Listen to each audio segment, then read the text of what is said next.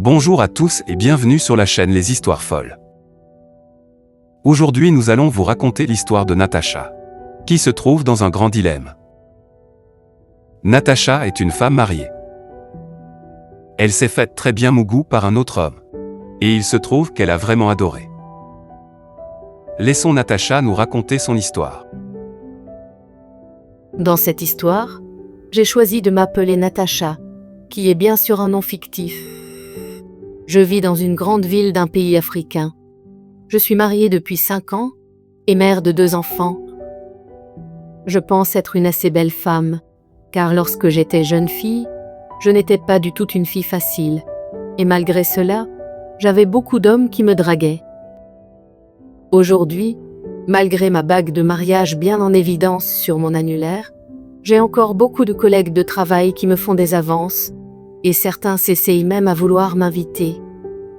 Côté famille, mon mari s'occupe bien de moi et de nos 2 enfants, et nous ne manquons de rien. Mon mari est un homme gentil et très attentionné. Le seul problème avec lui est du côté sexuel. En effet, je m'ennuie terriblement au lit avec lui. Il ne me touche quasiment pas sous prétexte qu'il est fatigué et stressé par son travail. Et les rares fois qu'il veut faire l'amour, il n'y a presque pas de préliminaire. Il monte sur moi en position missionnaire et en même pas 1 minute, a déjà joui. Je n'ai même pas le temps d'être mouillée. Après avoir joui, il me délaisse complètement et se met à dormir et ronfler comme un gros cochon. Je lui ai demandé à maintes reprises de me faire des préliminaires. Par exemple, m'embrasser tendrement et en profondeur, me caresser le corps, me sucer les tétons ou me faire un cunnilingus. Côté embrassade, il le fait souvent, mais pas entièrement en ma satisfaction car je trouve qu'il embrasse très mal. Me caresser et me sucer les tétons, il ne le fait presque pas. Pour le cunnilingus, il n'y a même pas moyen. Il semble être un homme assez fier pour descendre sa tête entre mes cuisses et bien lécher mon Jessica. Mon mari et moi, nous nous sommes fréquentés pendant environ 2 ans avant de nous marier et nous sommes à notre 5e année de mariage. Cela fait donc 7 ans que nous sommes ensemble.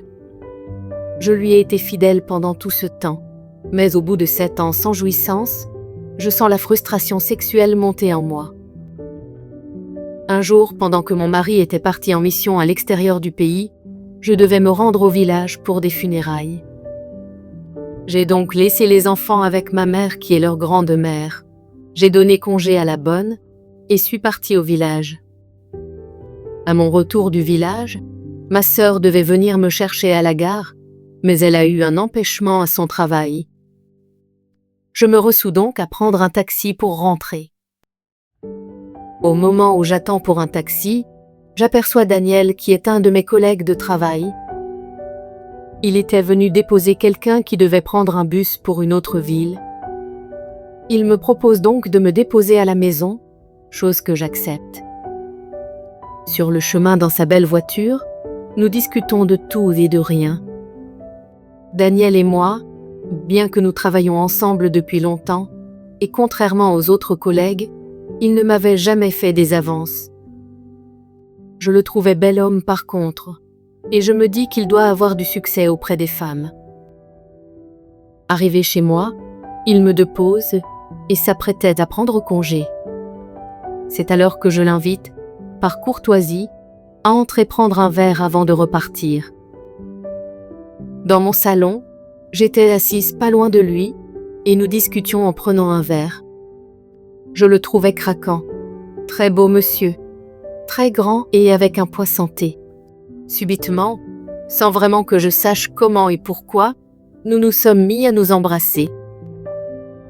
Après de longues embrassades, il se met à me caresser et à me sucer les tétons. Après ça, Daniel m'allonge sur le fauteuil et commence à me faire un cunnilingus. Je jouis en l'espace d'1 minute. Après cela, il se déshabille et je remarque que son bazooka est beaucoup plus gros que celui de mon mari. Il me mougoue dans toutes les positions et me fait jouir 2 fois encore. Voici un homme qui vient de me faire jouir intensément à 3 reprises en l'espace de 15 minutes, alors que mon idiot de mari n'y arrive pas depuis 7 ans. Après cela, j'ai revu Daniel à plusieurs reprises dans des chambres de motel. J'adore sa manière de me faire l'amour, et il me faisait jouir chaque fois à 2 ou 3 reprises dans la même soirée. Mais au bout de 3 mois à avoir cette relation cachée, Daniel a été affecté par le bureau comme chef de projet dans une autre ville. Nous nous sommes donc perdus de vue. Cette aventure avec Daniel a réveillé en moi un côté très coquin, et je suis devenue un peu comme une nymphomane. J'ai accepté les avances de certains de mes collègues de travail uniquement pour le sexe. Je suis sortie avec 2 d'entre eux qui m'ont bien mougou dans des chambres d'hôtel.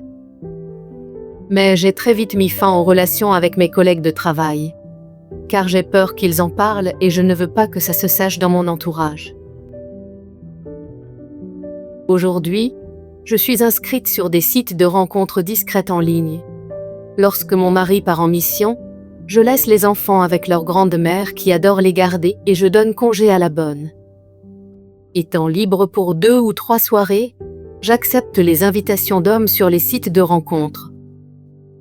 Je suis cependant très directe. Lorsque je tombe sur un homme à mon goût, je lui fais comprendre que c'est juste pour du sexe. Je lui fais également savoir qu'il faudra qu'il lèche bien mon Jessica et qu'il soit très endurant au lit. Suite à la rencontre, lorsque l'homme est un mauvais coup au lit, je refuse de le rencontrer à nouveau.